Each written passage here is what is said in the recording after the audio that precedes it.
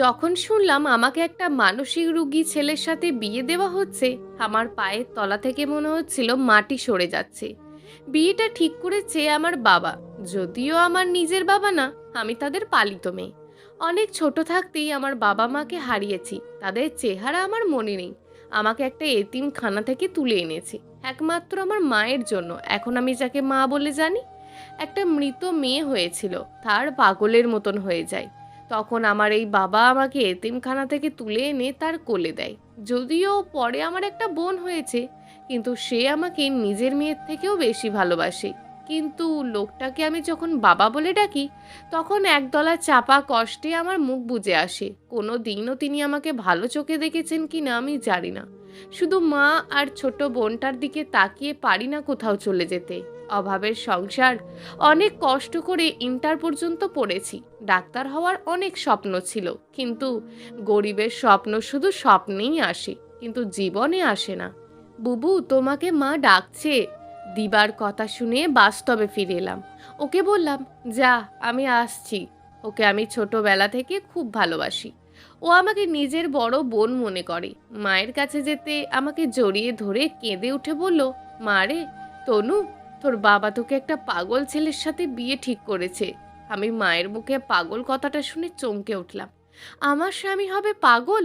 তিনি আবার বলল, সেই ছেলেরা বিরাট বড় লোক, কোনো কিছুর অভাব নেই। তোর বাবাকে সেই ছেলের চাচা অনেক টাকা দিয়েছে, তাই তো তোর বাবা লোভে পড়ে তোকে ওই পাগলের সাথে বিয়ে দিচ্ছে। তুই পালিয়ে যা মা, পালিয়ে যা। আমি বললাম, মা গো, আমি আর এখন পালিয়ে কোথায় যাব? আর চলে গেলে বাবা তোমাদের ওপর অত্যাচার শুরু করবে। আমার ভাগ্যে যা আছে তাই হবে। বাবাকে বলো ওই টাকাটা দিয়ে তোমাকে ভালো ডাক্তার দেখাতে। তুমি অনেক দিন ধরে রোগে ভুগছো, আর দিবার অনেক শখ একটা ভারী কাজ করা জামার। তুমি বাবাকে বলে ওর জামাটা কিনে দিও। আমার কথা শুনে মা আর দিবা হাউমাউ করে কাঁদতে লাগলো। ওদের কান্নার আওয়াজ আমার কাছে কেমন যেন অদ্ভুত লাগছে। আচ্ছা, আমার কেন কষ্ট লাগছে না? কেন চোখে পানি নেই? আমি কি মানুষ না অন্য কিছু? আমার অনুভূতিগুলো হারিয়ে গেছে অনেক দিন আগেই।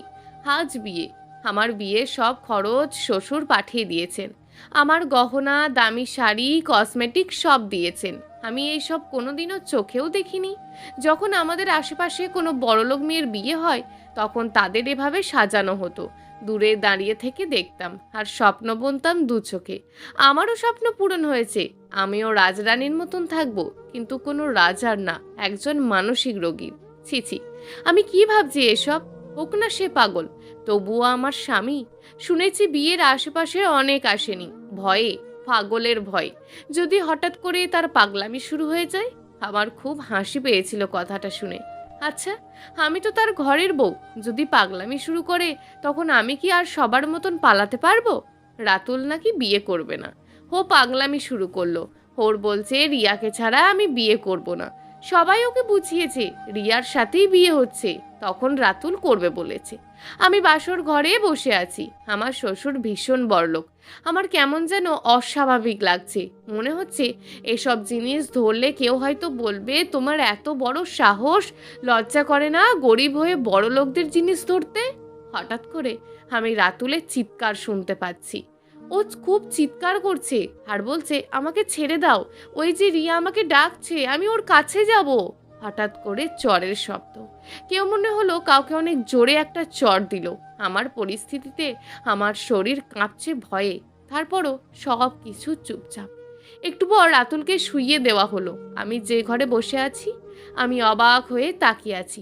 এমন সময় বলল, আমি রাতুলের বাবা, ওকে ঘুমের ইঞ্জেকশন দেওয়া হয়েছে। সকালের আগে আর বিরক্ত করবে না। আমি আমার শ্বশুরকে পায়ে হাত দিয়ে সালাম করলাম। তিনি আমার মাথায় হাত দিয়ে দোয়া করলেন। এই প্রথম আমি কোনো পিতার বয়সী লোকের আদর পেলাম। তিনি আমাকে বললেন, তোমার অনেক কিছু জানার বাকি আছে, এখন অনেক রাত, ঘুমিয়ে পড়ো, কাল সকালে আমি তোমার সাথে কথা বলবো। এই বলে তিনি চলে গেলেন।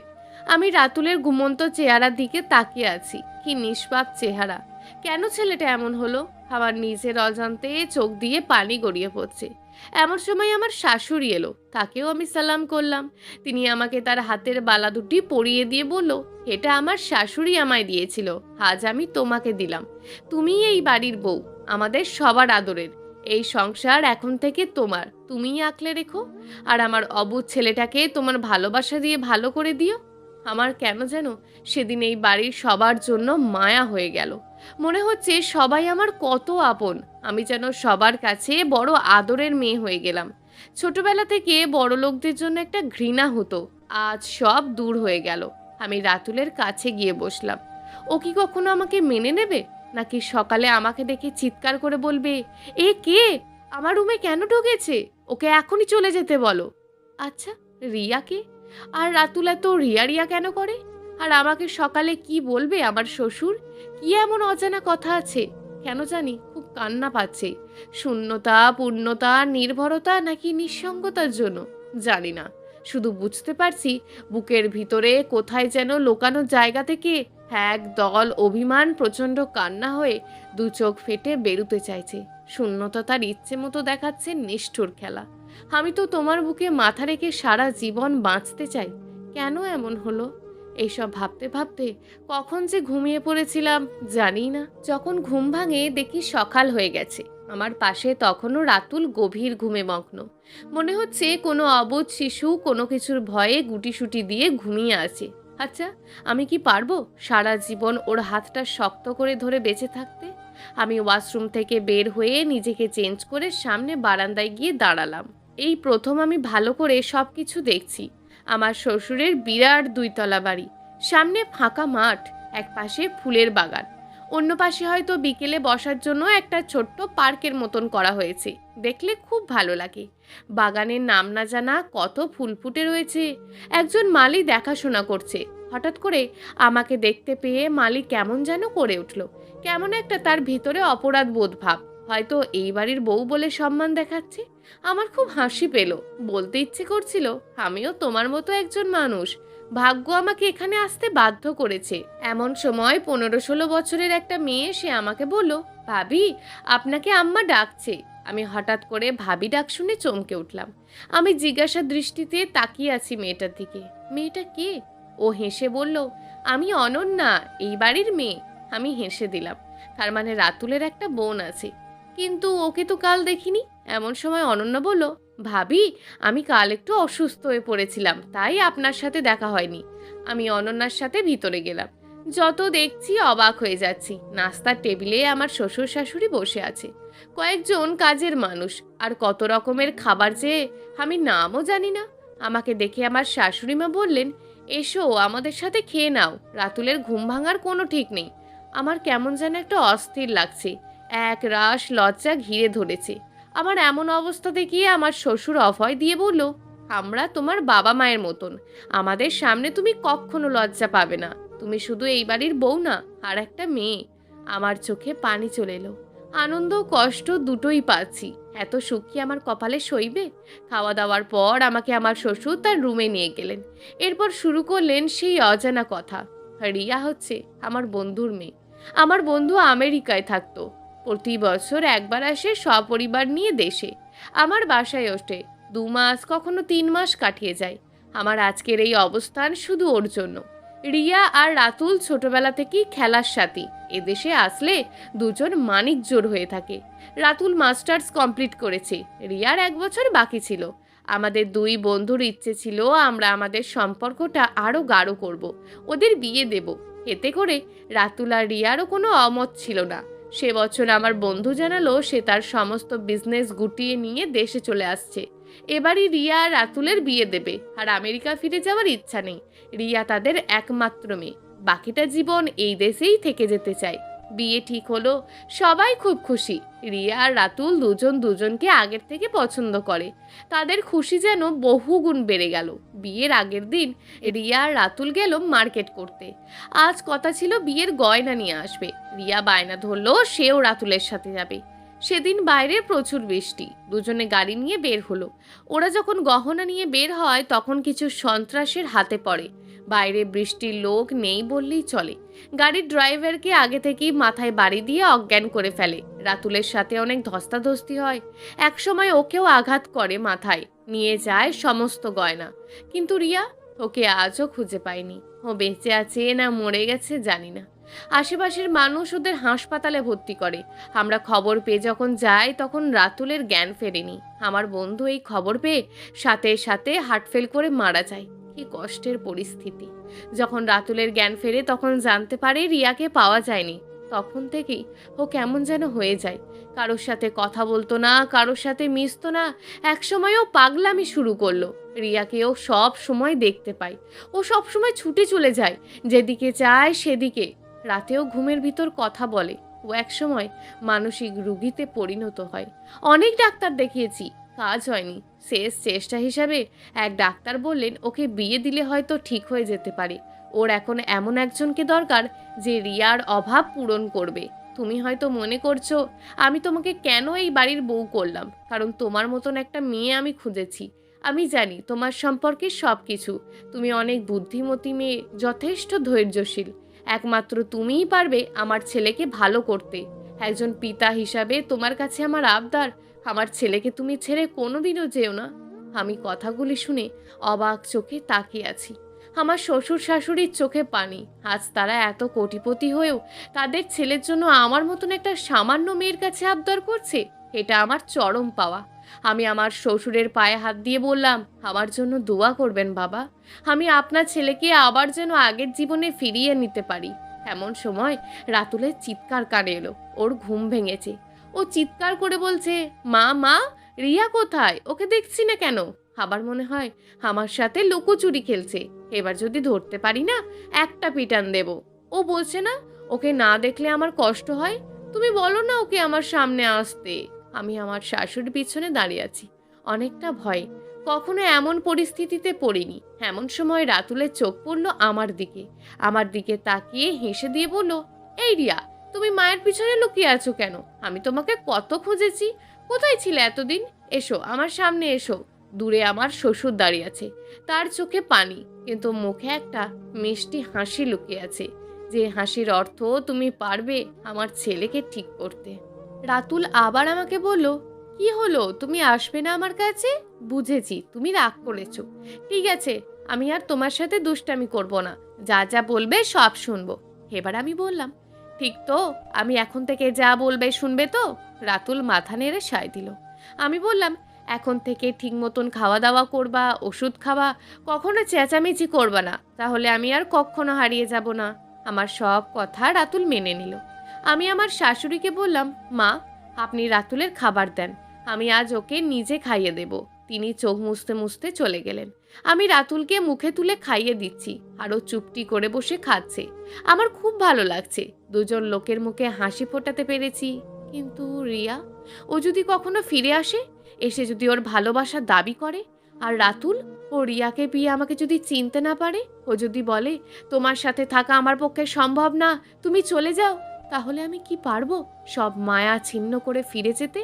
আজ প্রতিটি ক্ষণে হৃদয়ে যে পরম সত্য অনুভব করলাম, আমি শুধুই তোমার বুকেই শেষ ঠিকানা আমি পেলাম। কখনোই তা মিথ্যে হতে দিও না, কখনোই ছেড়ো না আমার দুটি হাত। আমি আজ ভীষণভাবে সুখী।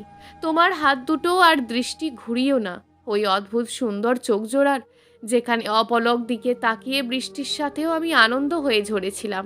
তোমাকে ভালোবাসি প্রচণ্ড। এর চেয়ে কোনো সত্য আপাতত আমি জানি না। ভালোবাসি তোমায়। আমি রাতুলকে নিজের থেকেও বেশি ভালোবেসে ফেলেছি। এক মুহূর্ত ওকে ছাড়া বাঁচতে পারি না। আর আমিও রাতুলের কাছে ওর প্রাণ। রাতুল আগের থেকে অনেক সুস্থ। আমি যা বলিও তাই শোনে। বিয়ের কিছুদিন পর রাতুলকে চিকিৎসার জন্য সিঙ্গাপুর নিয়ে যাওয়া হয়। সেখানে নেওয়ার পর ও অনেক সুস্থ, কিন্তু ডাক্তার বলেছে রাতুল যদি পুরোপুরি সুস্থ হয়ে যাবে, সেদিন ওর এই অসুস্থ কয়েক বছরের কথা ভুলে যাবে। মনে পড়বে আগের সব পুরনো কথা, এমনকি আপনাকেও না চিনতে পারে। কিন্তু আস্তে আস্তে করে সব মনে করিয়ে দিলে আবারও সব স্মৃতি ফিরে আসবে। আমি সেদিন ডাক্তারের সব কথা শুনে চমকে উঠেছিলাম। বারবার শুধু একটা কথাই কানে বেজে উঠল, আপনাকেও ভুলে যেতে পারে? রাতুল যদি আমাকে চিনতে না পারে, দূরে ঠেলে দেয়? না না, আমি আর এসব ভাবতে চাই না। আমি রাতুলকে নিয়ে সারা জীবন কাটাতে চাই। কিন্তু আমি যখন রাতের শেষে রাতুলের বাহুতে নিজেকে আবিষ্কার করি, যখন ওর ঘুমন্ত চেহারার দিকে তাকিয়ে থাকি, তখন নিজের অজান্তে চোখ দিয়ে জল গড়িয়ে পড়ে। মনে হয় আমি ওকে ঠকিয়ে যাচ্ছি। আমি রিয়া সেজে অভিনয় করতে করতে হাঁপিয়ে উঠেছি। মাঝে মাঝে চিৎকার করে বলতে ইচ্ছে করে, আমি আর পারছি না নিজেকে আড়াল করতে। আমি আমার পরিচয়ে তোমার ভালোবাসা পেতে চাই। দেখতে দেখতে আমাদের বিয়ের 6 মাস কেটে গেল। বিকেলে ছাদে ফুল গাছে পানি দিতে দিতে এসব কথা ভাবছিলাম। হঠাৎ করে রাতুলের চিৎকার কানে এলো। ও জোরে জোরে আমাকে রিয়া রিয়া বলে ডাকতে লাগলো। হো, আমি তো ভুলেই গেছিলাম যে আজকে আমাদের বাইরে ঘুরতে যাওয়ার কথা ছিল। রাতুল আমাকে বলছিল, তুমি তৈরি থেকো, আমি এসে তোমাকে ঘুরতে নিয়ে যাব। কিন্তু আমি সব ভুলে বসে আছি। আমি পিছনে ফিরতেই দেখি রাতুল ছাদে চলে এসছে। আমি ওকে বললাম, তুমি আবার ছাদে আসলে কেন? ও হঠাৎ করে আমাকে জড়িয়ে ধরে বলল, তুমি জানো না আমি তোমাকে এক মুহূর্ত না দেখলে থাকতে পারি না। আমার অনেক কষ্ট হয়, মনে হয় তোমাকে হারিয়ে ফেলছি। আমি ওর কথা শুনে হেসে দিয়ে বললাম, তুমি একটা পাগল, আমি কোথায় হারাবো? এভাবে তোমার কাছে সারা জীবন থাকবো। ও আমাকে আরো কাছে টেনে নিয়ে বলল, আচ্ছা রিয়া, যদি কখনো আমাদের মধ্যে ঝড় আসে, তুমি আমাকে ভুল বুঝে দূরে ঠেলে দেবে না তো? এখনকার মতন ভালোবাসা দিয়ে আগলে রাখবে তো? আমি ওর কথা শুনে চমকে উঠলাম। রাতুল হঠাৎ এ কথা বলছে কেন? আমি ওকে বললাম, আর কখনো এমন কথা বলবে না। আমি তোমাকে নিজের থেকেও বেশি ভালোবাসি। তোমাকে ছাড়া আমি বাঁচতে পারবো না। আমার কথা শুনে সেদিন রাতুল খুব খুশি হয়েছিল। রাতুল আমাকে বলল, আজ আমরা বাইরে ডিনার করব। আমি আর রাতুল বাইরে গেলাম, কিন্তু আমার শরীরটা খুব খারাপ লাগছিল। আমি রাতুলকে বললাম, বাসায় ফিরে চলো। ও আমাকে বাসায় নিয়ে এলো, কিন্তু দিন দিন আমার শরীর খারাপ হতে লাগলো। ডাক্তার বাসায় ডাকা হলো। আমাকে দেখার পর ডাক্তার সাহেব বলল, আমি মা হতে চলেছি। এই কথা শুনে সারা বাড়ি খুশিতে মেতে উঠল। সবাই খুব খুশি। রাতুলের চোখে মুখে আনন্দ চিকচিক করছিল। ও আমাকে আগের থেকে আরও কেয়ার করতে লাগলো। আমাকে বিছানা থেকে নামতেই দেয় না। আর ওর এইসব পাগলামি দেখে আমার আনন্দে চোখে পানি চলে আসে। আমার কপালে এত সুখ সইবে তো? আমার শ্বশুর শাশুড়ি এরই মধ্যে নাতি নাতনির নাম কি রাখবে সেটা নিয়ে ঝগড়া করতে লাগলো। তাদের এই ছেলে মানুষই দেখে সবাই হাসাহাসি করতে লাগলো। অনেকদিন মা আর ছোট বোনটার জন্য মন খারাপ লাগছিল, খুব দেখতে ইচ্ছে করছিল। আমি একদিন রাতুলকে বললাম, আমাকে বাড়ি নিয়ে চলো, সবাইকে অনেক দেখতে ইচ্ছে করছে। ও কিছুটা সময় মন খারাপ করে বলল, তোমাকে যেতে দিতে পারি, কিন্তু 2 দিনের বেশি থাকতে পারবে না। তোমাকে ছাড়া আমি থাকতে পারি না। আমি ওকে বললাম, ঠিক আছে, আমি মাত্র 2 দিন থেকেই চলে আসবো। এবার একটু হাসো। ও হেসে দিয়ে বলল, ঠিক আছে, মনে থাকে যেন তুমি আমাদের ড্রাইভারের সাথে চলে যাও। আমার একটা খুব জরুরি মিটিং আছে, কাল আমাকে শহরে যেতে হবে। আমি শ্বশুর শাশুড়ি থেকে অনুমতি নিয়ে মায়ের কাছে চলে এলাম। অনেক দিন পর আমাকে দেখে সবাই খুশি। আমার নিজের কাছেও ভালো লাগছে। আশেপাশের অনেকে আমাকে দেখতে এলো। এত বড় বাড়ির বউ বলে কথা। আমার নিজের কাছেও খুব হাসি পেত। যখন আশেপাশের কোনো বড়লোক বাড়িতে বিয়ে হতো, তখন অনেক স্বপ্ন এসে দু চোখে বাসা বাঁধত। রাতে খাওয়া দাওয়া করে অনেক গল্পগুজব করলাম। এরই মধ্যে রাতুল অনেকবার ফোন করে আমার খোঁজ খবর নিয়েছে। বারবার ওর অনাগত সন্তানের খেয়াল রাখতে বলছে। আমি হেসে দিয়ে ওকে বলছি, আচ্ছা, তুমি এত পাগল কেন? আমার কিচ্ছু হবে না, আমি ঠিক সময় মতন চলে আসবো। তুমি নিজের খেয়াল রেখো। রাতে ঘুমিয়ে পড়লাম। রাতে খুব খারাপ একটা স্বপ্ন দেখলাম। দেখতে পেলাম কে যেন রাতুলকে আমার কাছ থেকে টেনে নিয়ে চলে যাচ্ছে অনেক দূরে। আমি চিৎকার করে রাতুলকে ডাকতে লাগলাম, কিন্তু রাতুল আমার দিকে ফিরেও তাকাচ্ছে না। ও চলে যাচ্ছে আমার কাছ থেকে দূরে, অনেক দূরে। আমার ঘুম ভেঙে গেল, সমস্ত শরীর ভিজে গেছে। আমি এক গ্লাস পানি খেয়ে নিলাম। ফোনটা হাতে নিয়ে বসে আছি। এখনই ইচ্ছে করছে ওর সাথে কথা বলতে, কিন্তু আবার ভাবছি ঘুমিয়ে আছে, কাল কথা বলবো। আবার মন খারাপ লাগছে খুব। ফোনটা দিয়ে বসলাম, কিন্তু ফোন ঢুকছে না। এ কি, ওর ফোন বন্ধ কেন? ও তো কখনো ফোন বন্ধ করে রাখে না। ওর কোনো বিপদ হলো না তো? আমার অস্থিরতা বেড়ে যেতে লাগলো। আমি বারবার ফোন করতে লাগলাম। আমার স্বপ্ন আবারও সত্যি হতে চলেছে না তো? যদি রাতুল আগের সব স্মৃতি ফিরে পায়, আমাকে যদি মেনে না নেয়, আমার সন্তানকে যদি পিতৃত্বের পরিচয় না দেয়, অস্বীকার করে, আমার 2 চোখ বেয়ে জলের ধারা গড়াচ্ছে। কিছুতেই থামাতে পারছি না আমি। আমার খুব ইচ্ছে করছে এখান থেকে ছুটে পালিয়ে যাওয়ার। আমি সহ্য করতে পারছি না কিছুতেই। একেবারেই পারছি না এই পরিস্থিতি সহ্য করতে। আমি খুব অস্থির হয়ে গেলাম। এত রাতে কাকেই বা ফোন দেব? আমি ঠিক করলাম সকালেই ফিরে যাব, কারণ এই স্বপ্ন আমাকে বারবার মনে করিয়ে দিচ্ছে যে রাতুলের কোনো বিপদ হলো না তো? আমি সকালে ড্রাইভারকে খবর পাঠালাম, বাড়িতে চলে এলাম। আমাকে দেখে সবাই খুব অবাক, বলল কেন এত সকালেই চলে এলাম। আমি আমার শাশুড়িকে বললাম, রাতুল কোথায়? তিনি বললেন, কাল রাতে রাতুল শহরে চলে গেছে আর বলেছে রিয়া শুনলে চিন্তা করবে, তাই ওকে পৌঁছে জানাবো। আমি বললাম, কাল রাত থেকেই ওর ফোন বন্ধ পাচ্ছি, আমার অনেক চিন্তা হচ্ছে। শ্বশুর বলল, তুমি কোনো চিন্তা করো না, পৌঁছে ঠিক তোমাকে ফোন করবে।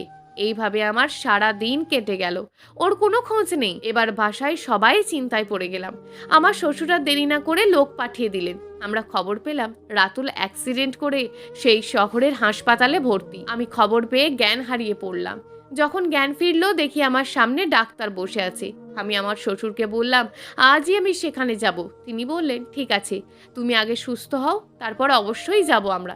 কিন্তু আমার জেজাজেদিতে পরে তিনি ঠিক করলেন আজই যাব আমরা। আমরা গিয়ে সোজা হাসপাতালে চলে গেলাম। রাতুল মাথায় আঘাত পেয়েছে, ওকে অপারেশন থিয়েটারে নেওয়া হয়েছে। আমরা বাইরে দাঁড়িয়ে অপেক্ষা করছি। যত সময় যাচ্ছে আমি কষ্টের সমুদ্রে হারিয়ে যাচ্ছি। এমন সময় দেখতে পেলাম খুব সুন্দরী একটা মেয়ে আমাদের সামনে এসে দাঁড়ালো। তাকে দেখে আমার শ্বশুর শাশুড়ি ভূত দেখার মতন চমকে উঠল। আমি অবাক চোখে তাকিয়ে আছি। এমন সময় দেখতে পেলাম আমার শাশুড়ি মেয়েটাকে দেখে হাউমাউ করে কাঁদতে লাগলো আর বলল, কোথায় ছিলি এতদিন রিয়া? আমরা তোকে পাগলের মতন খুঁজে বেরিয়েছি। আমি কথাটা শুনে চমকে উঠলাম। এই কি শুনছি আমি? আমি পাথরের মতন জমে আছি। এবার রিয়া কেঁদে কেঁদে যা বলল তা শুনে সবাই হতবাক হয়ে গেল। রিয়া বলল, সেদিন সন্ত্রাসীরা রাতুলকে আঘাত করার পর আমাকে উঠিয়ে নিয়ে যায়।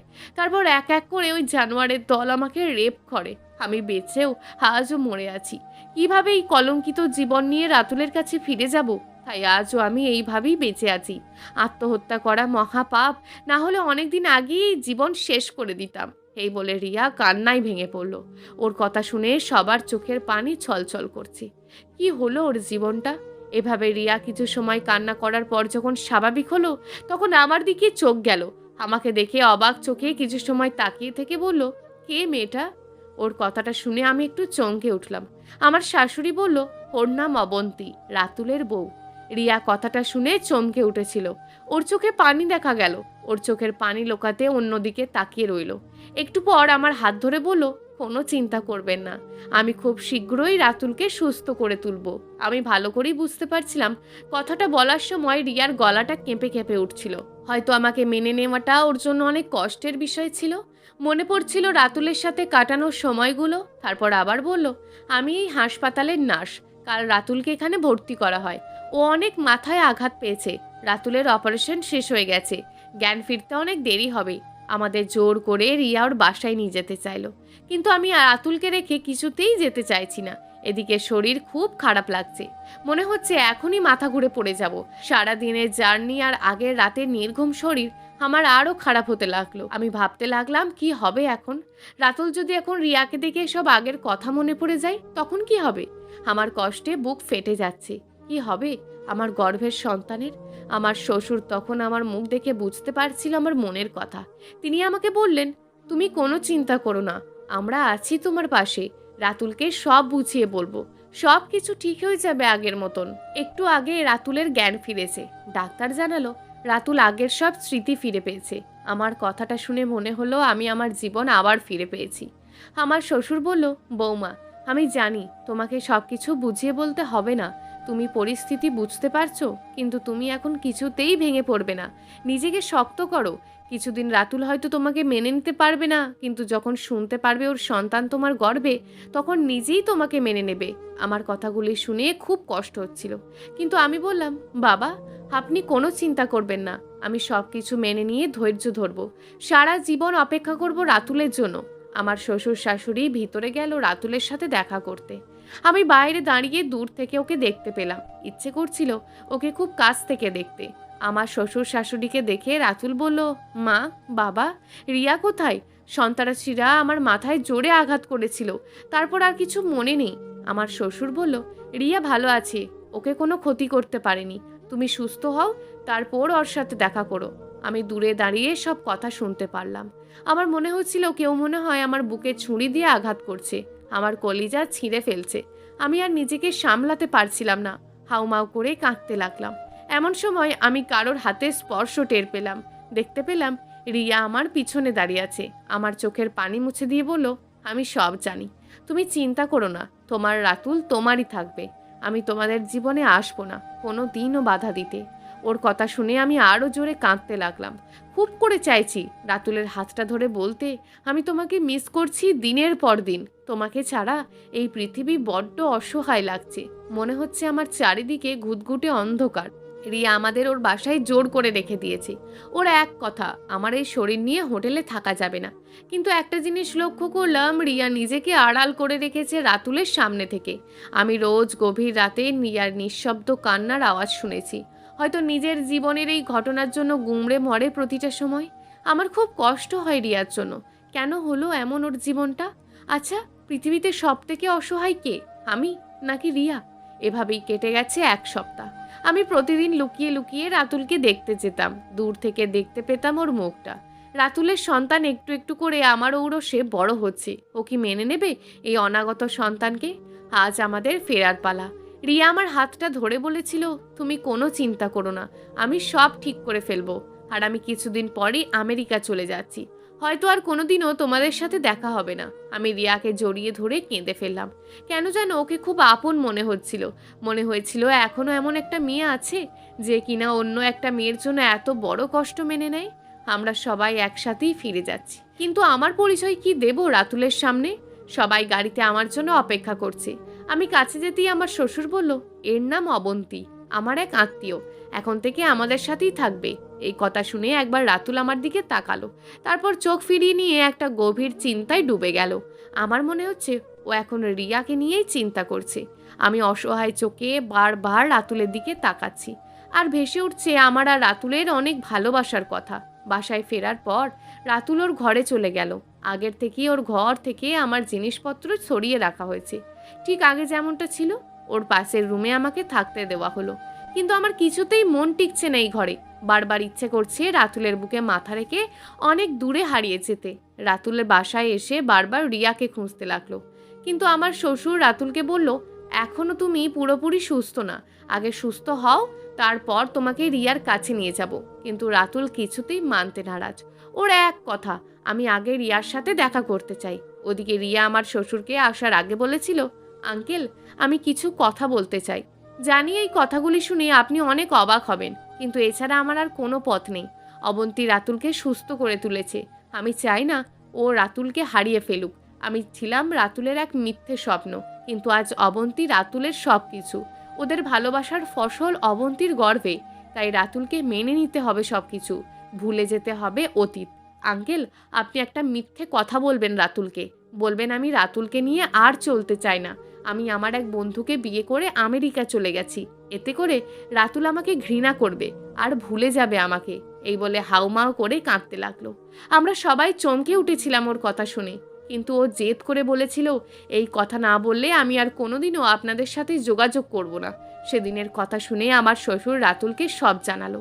রাতুল সব কিছু শুনে বলল, না না, এটা হতে পারে না, আমি কিছুতেই এই কথা বিশ্বাস করি না। রাতুল অনেকভাবেই রিয়াকে খুঁজেছে, কিন্তু বের করতে পারেনি। কোনো কথা কারোর সাথে বলতো না, সারাদিন চুপচাপ থাকতো। আমার শাশুড়ি বলল, বৌমা, তুমি এখন রাতুলের কাছে কাছে থাকবে, ওর যখন যা লাগে তুমি এগিয়ে যাবে। আমি আমার শাশুড়ির কথা মতোই চলতে লাগলাম। রাতুলের অনেক চা খাওয়ার অভ্যেস ছিল, আমি ওর টাইম মতো চা দিতাম। ও কোনো কথা না বলে আমার হাত থেকে চা নিত। চা খাওয়া শেষ হয়ে গেলে আবার চায়ের কাপ ফিরিয়ে দিত। আমার খুব কষ্ট হতো, আর কতদিন এরকম থাকবো? আমি কি কখনো ওকে ফিরে পাবো না?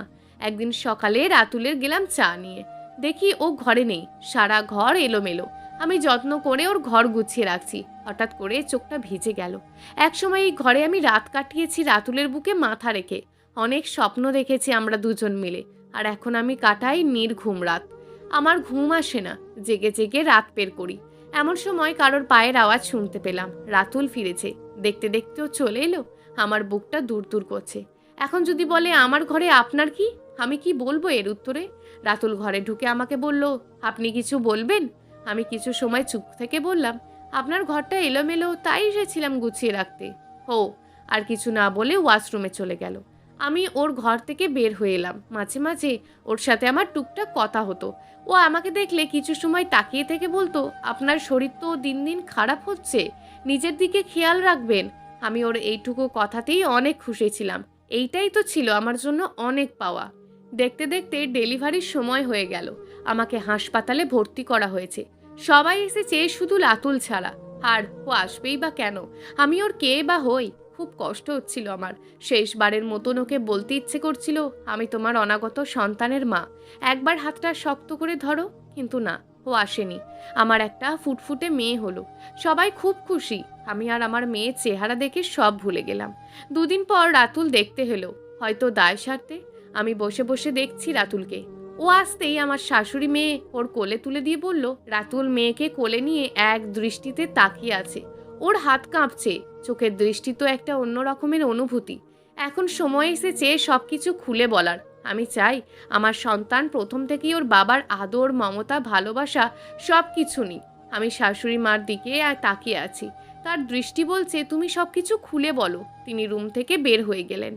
আমি রাতুলকে বললাম, তোমাকে আমি কিছু বলতে চাই। আমার মুখে তুমি কথাটা শুনে ও অবাক চোখে আমার দিকে তাকিয়ে আছে। আমি আবার বললাম, এই সন্তান তোমার। এই কথাটা শুনেও চমকে উঠে বলল, কি বলছেন এসব আপনি? আমি আবার বললাম, আমি একটুও মিথ্যে কথা বলছি না রাতুল, তুমি আমাকে বিয়ে করেছিলে। এরপর এক এক করে সব কিছু খুলে বললাম। রাতুল সব কিছু শুনছে, আমার দিকে অগ্নি দৃষ্টিতে তাকিয়ে আছে। আমার মনে হচ্ছিল ও এখনই চিৎকার করে হয়তো বলবে, আমি তোমাকে স্ত্রী হিসাবে মানি না, এই সন্তান আমার কিছুতেই হতে পারে না। কিন্তু না, ও কিছু না বলেই হনহন করে চলে গেল। ওর চলে যাওয়ার দেখে আমার চোখ থেকে টপ টপ করে পানি পড়ছে। আর হাসপাতালে রাতুল আসেনি। আমার শাশুড়ির মুখে শুনেছিলাম এই নিয়ে রাতুল কারোর সাথে কোনো কথাও বলেনি, শুধু নিজের রুমে দরজা বন্ধ করেছিল। আর সবাইকে জানিয়ে দিয়েছে ও কিছুদিনের ভিতরে আমেরিকা চলে যাচ্ছে। এই নিয়ে কেউ কোনো কথা বললে যেদিকে চোখ যায় সে চলে যাবে বলেছে। ও এই কথাগুলি শুনে আমার মনে হয়েছিল সমস্ত পৃথিবী ভেঙে চুরে পড়ছে। আমার খুব বেশি কষ্ট হচ্ছে। আমার তো কোনো দোষ ছিল না, তারপরেও কেন এমন হলো? এই নিয়ে কয়েকদিন চিন্তা ভাবনা করার পর ঠিক করলাম আমি চলে যাব ওর জীবন থেকে। আমি চাই না আমার জন্য ও সবাইকে ছেড়ে চলে যাক। আমি আমার এই সিদ্ধান্ত শ্বশুর শাশুড়িকে জানিয়ে দিলাম। তারা কিছুতেই মানতে রাজি না। তাদের এক কথা, যে ছেলে সব কিছু জানার পর এমন সিদ্ধান্ত নিতে পারে, এমন ছেলে আমাদের দরকার নেই। কি করব আমি এখন? আমার মাথায় কিছুই আসছে না। একদিকে রাতুলের এমন সিদ্ধান্ত, অন্যদিকে শ্বশুর শাশুড়ির এমন কথা। আমাকে বাড়িতে আনা হলো। আমি আসার আগে রাতুল বাড়ি থেকে চলে গেছে। কখন ফিরবে কেউ জানে না। এইসবের জন্য নিজেকে বড্ড অপরাধী মনে হচ্ছে। এখন অনেক রাত, ওর ফেরার কোনো নাম নেই। আমার শ্বশুর শাশুড়ি আমাকে বলল, তুমি কোনো চিন্তা করো না, ঘুমিয়ে পড়ো, ও ঠিক চলে আসবে। কিন্তু আমার ঘুম আসছে না। কি হতে কি হয়ে গেল। আমি বাচ্চাটাকে রেখে ওয়াশরুমে গেলাম। এমন সময় বাচ্চাটার চিৎকার আমার কানে এলো। ও খুব জোরে জোরে কাঁদছে। আমি বের হতেই দেখতে পেলাম রাতুল মেয়েকে কোলে নিয়ে কান্না থামিয়ে যাচ্ছে। আমি ভূত দেখার মতো করে চমকে উঠলাম। আমি এ কি দেখছি? রাতুল সত্যি আমার সামনে। একটু পর আমার দিকে তাকিয়ে বলল, আমি চাই না আমার মেয়ে আমি থাকতে এভাবে কেঁদে উঠুক। আমি আর নিজেকে ধরে রাখতে পারলাম না। রাতুলের বুকে মাথা রেখে সেই দিন অনেক কেঁদেছিলাম। ও আমার মাথায় হাত বুলিয়ে দিয়ে সান্ত্বনা দিয়েছে। আমাকে আরো শক্ত করে জড়িয়ে ধরে বলল, তোমাকে না বুঝে অনেক কষ্ট দিয়েছি।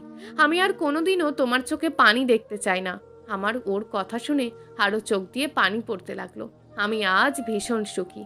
আমার আর কোনো দুঃখ নেই। আমি পেয়েছি আমার ঠিকানা।